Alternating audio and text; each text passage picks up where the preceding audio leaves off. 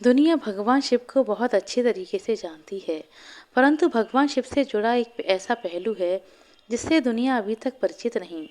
यह पहलू भगवान शिव की एक हैरत अंगेज कहानी से जुड़ा हुआ है। कोई शायद ही यह बात जानता होगा कि भगवान शिव की एक बहन भी थी। जी हाँ, आपने ठीक सुना। भगवान शिव की एक बहन भी थी जिसका नाम था देवी असावरी। अब आप यह सोच रहे होंगे कि जिन भगवान शिव का अस्तित्व जन्म और मरण से भी परे हैं, उन भगवान शिव की कोई बहन कैसे हो सकती है। परंतु शास्त्रों और पुराणों की बातें करें तो एक पुराण ऐसा है जो भगवान शिव की कहानी का उल्लेख करता है। शिव पुराण के अनुसार यह बात पूर्णतः सत्य है कि उनकी एक बहन थी, जिन्हें उन्होंने माता पार्वती के कहने पर अपनी माया शक्ति का प्रयोग करके बनाया था। चलिए जानते हैं आज की हैरान कर देने वाली कहानी। किस प्रकार भगवान शिव ने अनोखे तरीके से अपनी कुछ शक्तियों का इस्तेमाल करके अपनी बहन को जीवन दिया। जब भी वेदों, पुराणों और उपनिषदों की बात की जाती है, तो हम उनकी सभी बातों पर यकीन नहीं कर पाते। केवल उन्हीं बातों पर यकीन कर पाते हैं जो हमने पहले से सुन रखी होती हैं और जिन्हें हम देखते रहते हैं। परंतु प्राचीन ग्रंथों में बहुत सी ऐसी कहानियाँ छिपी हुई हैं जो ना तो किसी धारावाहिक ने और अपने स्तर पर दिखाने की कोशिश की और ना ही कभी हमने उन्हें पढ़ने की कोशिश की। इसीलिए बहुत से रहस्य आज भी छुपे रह गए हैं। भाग दौड़ भरी जिंदगी में सभी लोग इतने व्यस्त हैं कि वह अपनी धरोहर पर ध्यान देने की बिल्कुल कोशिश नहीं करते। भगवान शिव को सभी जानते हैं। वे सभी देवों के देव हैं। जब भी वे देवताओं पर कोई संकट आता है तो भगवान शिव के पास ही मदद के लिए जाते हैं। पर कोई नहीं जानता कि भगवान शिव की एक बहुत प्यारी बहन थी, जिसे बनाने के पीछे भगवान शिव ने एक लीला रची थी। उनका नाम देवी असावरी था। भगवान शिव तो योगी हैं, आदि पुरुष हैं। यह बात उस समय की है जब भगवान शिव और माता पार्वती की शादी हुई थी। शादी में सभी लोग मग्न हो गए थे। चारों ओर इतनी धूमधाम और इतना हर्षोल्लास था कि जिसकी कोई कल्पना नहीं की जा सकती थी। सभी देवता और पूरा हिमालय भगवान शिव और माता पार्वती के विवाह की खुशियों में डूब चुका था। दूर दूर से विमानों पर देवता सवार होकर भगवान शिव और माता पार्वती का विवाह देखने के लिए आए थे। नाग, यक्ष, किन्नर, देवता, भूत और भगवान शिव के प्रिय सभी भक्तजन वहां उपस्थित थे। जब भगवान शिव माता पार्वती के साथ विवाह करके कैलाश पर्वत आए, तो माता पार्वती भगवान शिव के साथ आनंद पूर्वक रहने लगीं।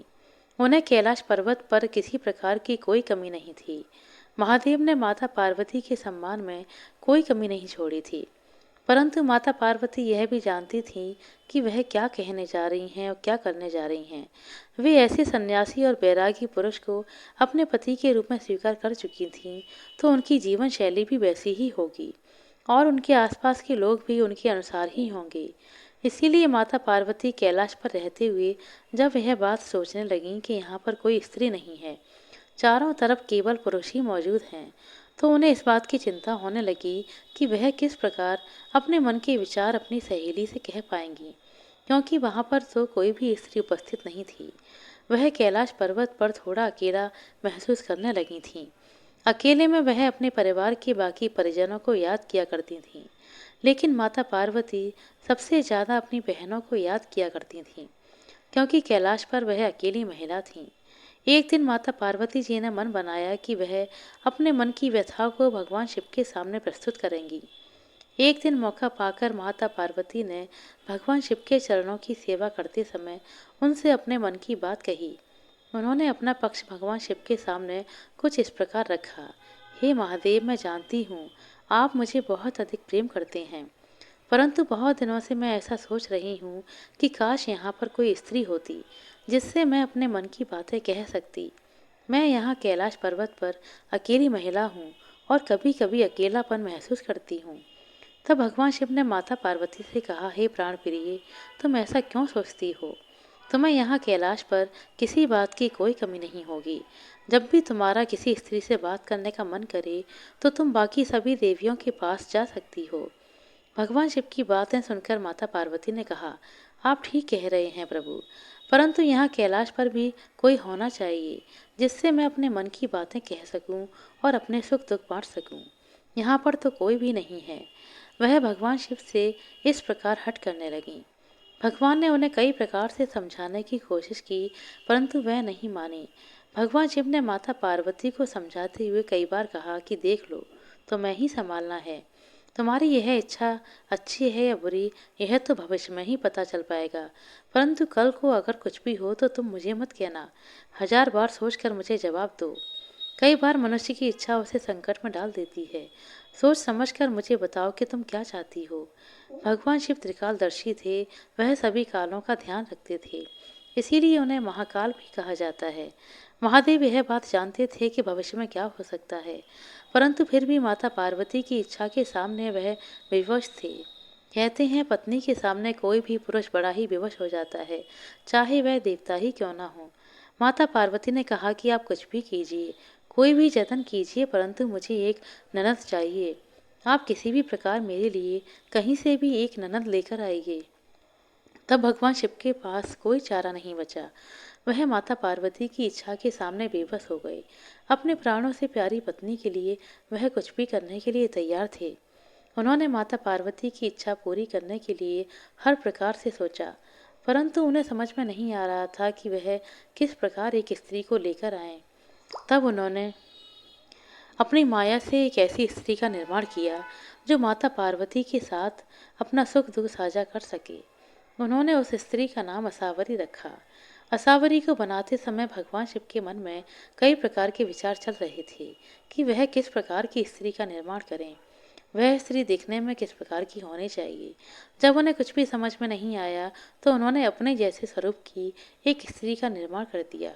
शिव पुराण में उल्लेख मिलता है कि देवी असावरी का रूप बहुत ही अजीबोगरीब था। उनका शरीर बड़ा ही मोटा था, उनके बाल बहुत लंबे और खुले हुए रहते थे। पैरों की एड़ियां भी फटी हुई रहती थीं। शरीर पर उन्होंने कुछ भी धारण नहीं कर रखा था और उनकी त्वचा लगभग जानवरों के जैसी थी। परंतु फिर भी माता पार्वती अपनी ननद को देखकर बहुत अधिक प्रसन्न हुई। आखिरकार उन्हें बात करने के लिए एक स्त्री मिल ही गई थी। भगवान शिव यह देखकर निश्चिंत हो गए कि उनका काम हो गया है। माता पार्वती ने बड़े चाव से अपनी उस ननद को गले लगाया और उसे पहनने के लिए नए नए वस्त्र दिए। देवी असावरी ने एक दिन माता पार्वती से कहा कि मुझे बहुत अधिक भूख लगी है, कृपा करके आप मेरे लिए कुछ लेकर आइए, कुछ खाने को दीजिए।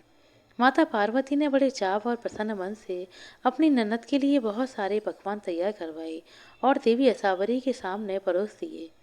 देवी असावरी उन्हें लगातार खाए जा रही थीं, परंतु उनकी भूख शांत नहीं हो रही थी। उन्होंने और भी ज्यादा भोजन मांगना शुरू कर दिया। देवी पार्वती की रसोई में जो भी था, उन्होंने सब कुछ देवी असावरी के सामने परोस दिया, परंतु उनकी भूख अभी भी शांत होने का नाम नहीं ले रही थी। देखते ही देखते देवी असावरी कैलाश का सारा भोजन चट कर गई। सभी लोग यह देखकर हैरान थे और हतप्रभ खड़े हुए थे। इसके बाद माता पार्वती के पास कोई चारा नहीं था। वह भगवान शिव की शरण में जाने का विचार करने लगी। जब वह भगवान शिव के पास जा रही थीं, तो चलते चलते मार्ग में उनको ठोकर लगी और वह गिर पड़ी। देवी असावरी यह देखकर बड़ी खुश हो गई और शरारत करने लगी। उन्हें एक शरारत सूझी और उन्होंने अपना शरीर बड़ा करके देवी पार्वती को अपनी फटी हुई एड़ी की दरार में छिपाकर रख लिया। भगवान शिव भी माता पार्वती की ओर ही आ रहे थे। जब वह वहां घटना स्थल पर पहुंचे तो उन्होंने देवी असावरी को देखा और उनसे पूछा कि बहन कृपा करके बताओ कि मेरी प्राण प्रिय पार्वती कहाँ है। देवी असावरी ने शिवजी से झूठ बोल दिया कि वह नहीं जानती कि पार्वती जी कहाँ हैं। तब शिवजी ने सब तरफ ढूंढा, लेकिन माता पार्वती कहीं नहीं मिली।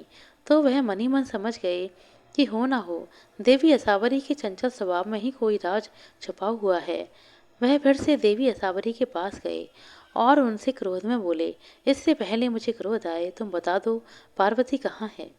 तब देवी असावरी गुस्से में नाराज हो अपनी एड़ी जमीन पर पटकने लगी और उसमें से माता पार्वती बाहर निकल आईं।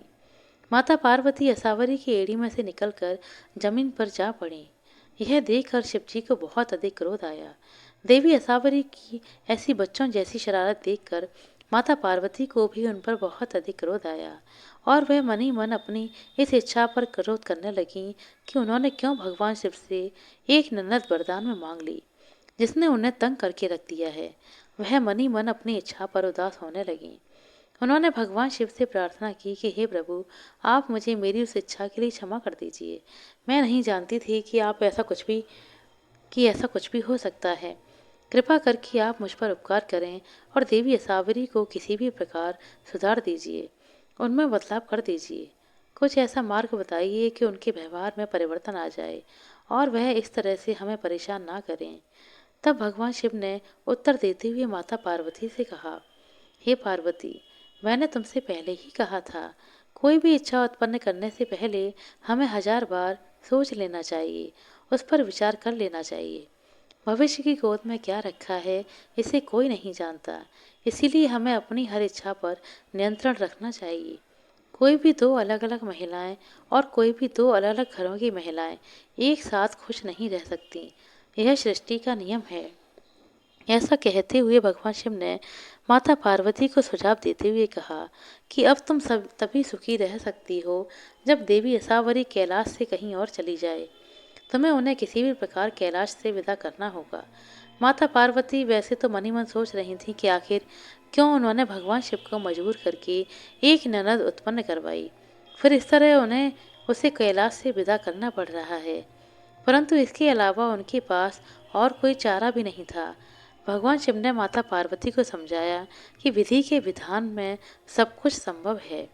हो सकता है कि कैलाश से जाने के बाद असावरी के जीवन में कुछ अच्छा लिखा हो, इसीलिए तुम इसे विधि का विधान समझकर खुशी मन से असावरी को कैलाश से विदा कर दो।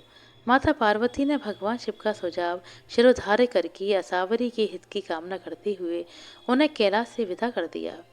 यह कहानी दर्शाती है कि हमें अपनी इच्छाओं पर नियंत्रण रखना चाहिए। मनुष्य की इच्छा कभी कभी उसे संकट में भी डाल सकती है। आशा करते हैं दोस्तों आपको हमारे द्वारा सुनाई गई यह कहानी अच्छी लगी होगी। कहानी अच्छी लगी हो तो कृपया लाइक कर दें, शेयर कर दें। चैनल पर नए हैं तो सब्सक्राइब कर लें। अपना कीमती समय देने के लिए बहुत बहुत धन्यवाद। मिलते हैं अगले वीडियो में, तब तक के लिए नमस्कार।